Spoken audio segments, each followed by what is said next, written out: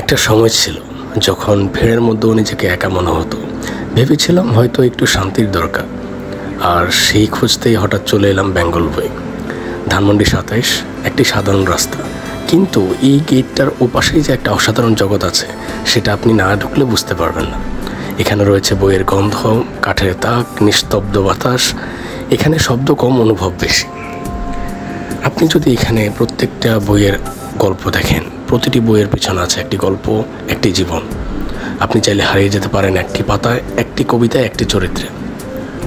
বেঙ্গল বই এমন একটি জায়গা যেটি শুধুমাত্র বই পড়ার জায়গা না, এটি বইয়ের ঐতিহ্যকে বাঁচিয়ে রাখার একটি জায়গা। এখানে কেউ বই পড়ছে, কেউ কফি কিনছে, কেউ বসে আছে চুপচাপ, কেউ বা অন্যদেরকে অবজার্ভ করছে যে সবাই এখানে কি করছে আমি একটু দেখি। এখানে এক একটা মুখ এক একটা গল্প বলে। আমি শুধু চুপচাপ বসে বসে সব দেখছিলাম, কারণ প্রত্যেকটা মানুষ এক একটা গল্প প্রতিকৃতি বহন করে। একটা দুপুর, একটা বই, একটি শান্তি, একটি মনে রাখার মতো স্মৃতি।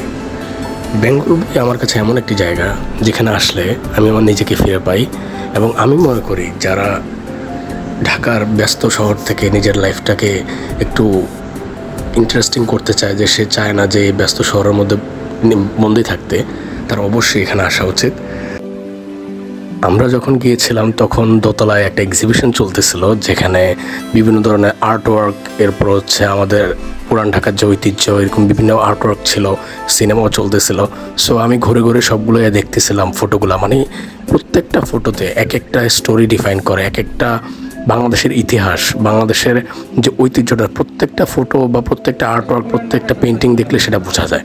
সো ওই এক্সিবিশনটা আমরা সব ঘুরে ঘুরে দেখলাম। আমরা সেখানে কিছু ফটোগ্রাফসও তুলেছিলাম। তো দেন শেষে এরপর আমরা বেঙ্গল বই থেকে বের হয়ে রাতের ধানমন্ডিতে আমরা হাঁটছিলাম। লাইফ নিয়ে, নিজেদের সম্পর্কে আমরা একজন আরেকজনের সাথে কথা শেয়ার করতেছিলাম, আড্ডা দিচ্ছিলাম। সো এরকমই আমরা মাঝে মধ্যে বের হই, কখনো শুক্রবারে, কখনো বা ফ্রি টাইম পেলে।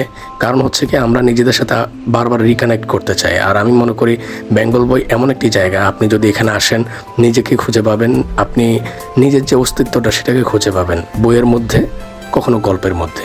তো সবাই ভালো থাকবেন, দেখা হচ্ছে পরবর্তী কোনো ব্লগে।